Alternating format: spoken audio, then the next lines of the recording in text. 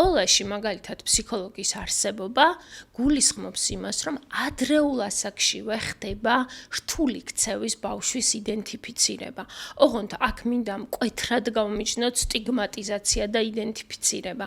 ანუ აღმოაჩენს შეიძლება რაღაც მოუსვენრობას, ჰიპერაქტიობის სინდრომი შეიძლება იყოს, შეიძლება აუტისტური სპექტრი, ანუ ბევრი რამ შეიძლება იყოს, ან ქცევითი აშლილობა იყოს, რასაც ამჩნევს ფსიქოლოგი ან სოციალური მუშაკი და რეკომენდაციას უწევს მშობელს, რომ აი ბავშვთან იკვეთება ეს და მოდი ამას აი ესე, ну თქვათ, ჩავერთოთ და მივაქციოთ ბავშვს ყურადღება. აი მაგალითად ბავშვი, რომელიც ვერ ისვენებს გაკვეთილზე, რა ხდება ტიპურად რა ხდება, ხო?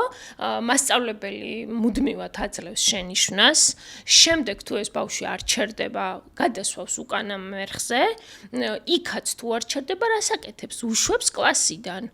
როდესაც შეიძლება ამ ბავშვს შეიძლება რაიმე დიაგნოზი აქვს, ან უბრალოდ არ შეუძლია გაჩერება და შეუძლია უთხრას, რომ მოდი, სანამ გაკვეთილი დასრულდება, დადექი ფეხზე. და ისე მოგვისმინე, იმიტომ რომ შენი ყოფნა აქ მნიშვნელოვანია.